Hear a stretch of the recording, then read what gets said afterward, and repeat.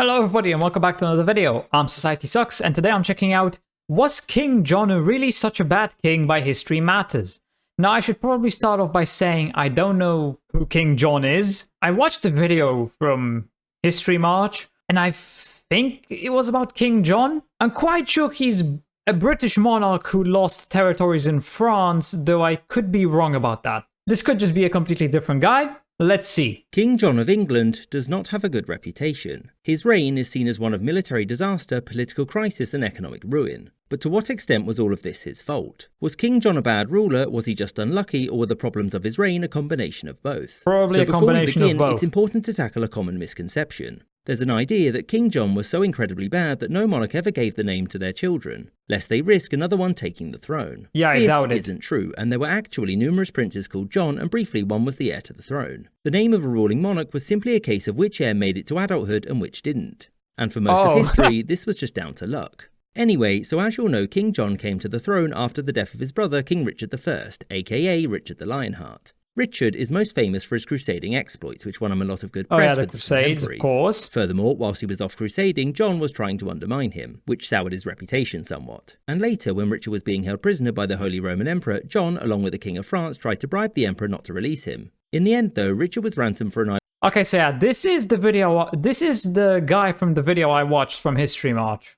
It's the same one. Watering amount of money in 1194 and released back to England, where he allowed John to keep his head. This was mostly because Richard didn't have any children and offering your own brother an heir wasn't a good look. Not a good idea. If he had done, England would have at least had a King Arthur, but alas, no. Anyway, Richard died in 1199 and his brother succeeded him. And whilst the crown of England transferred without incident, these territories in France used different succession laws, meaning that they would go to John's nephew, the aforementioned Arthur, which John didn't like, and as such, rebellion. John wanted to shore up his grip on his lands in France to help crush this revolt, and so he opted for a strategic marriage. So this is the exact video I watched like a week ago. Of course, he was already married, but that was quickly annulled. John was able to do this because he and his wife were cousins and they hadn't asked the Pope. Anyway, he soon married the lady of these lands, Isabella of Angoulême. The primary issue, well at least one of them, Isabella was only about 12 at the time of the wedding, was the fact that she was already engaged. 12? Already engaged and he married her. Jesus Christ. Could she even have kids? I mean, she's 12, so technically, it might be possible, but like, Jesus, you couldn't have gone for somebody older? Her former betrothed appealed to King Philippe II of France, who then commanded John to attend his court to answer for this insult. And since John held titles in France which were in service to the French king, Philippe believed that John had no choice but to attend. John, of course, had a different interpretation, and so when he continued to ignore these summons, it was seen as an offence and war. As you'll likely know, in times of war, a king would call upon his nobles to help him raise armies and win glory. And whilst John did do this, he was quick to belittle or ignore them whilst on campaign, which, when combined with the suspiciously timed death of the now imprisoned Arthur, led many to simply abandon him. And by so he killed Arthur. Or well, he ordered somebody to kill him. He is a king after all. They usually don't do their own dirty work. They get other people to do it for them. Now lacking land, John was in a bit of a bind. Medieval kings were supposed to be warriors, but all the territories they held in France.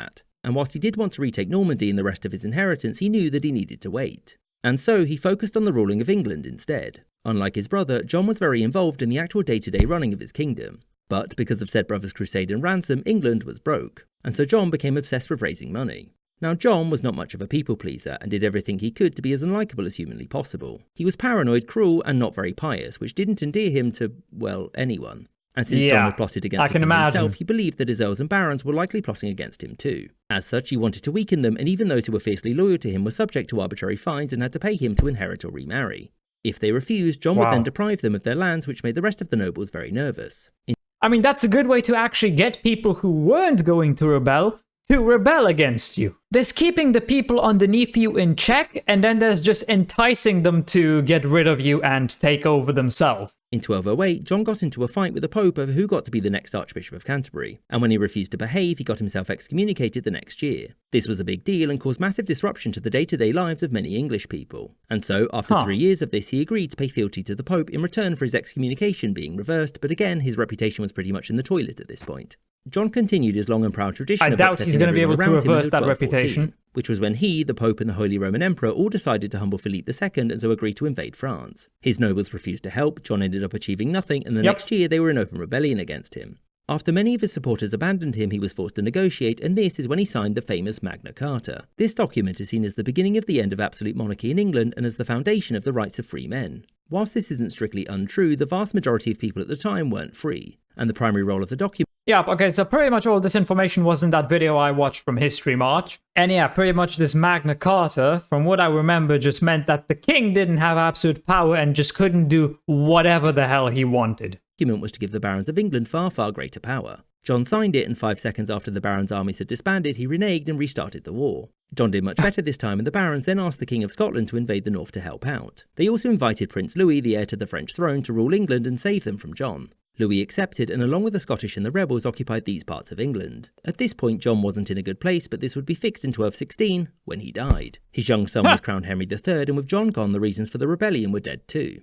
Louis was told to go home, now and it's time to get rid of the French. To a watered-down version of Magna Carta. In the end, John died facing a rebellion of his nobles and foreign invasions of his kingdom. Whilst he did inherit a kingdom under financial strain, he personally made everything much, much worse. He upset his great lords who were vital to his power base, and alongside his middling generalship, he lost most of his French lands. He was deeply unlikable, and this, combined with his paranoia, meant that he acted in a way that was deeply offensive to the sensibilities of the time. To summarise, King John didn't get the best start. However, he sucked and so made it all much, much worse, and many of the problems of his reign went away the second he died.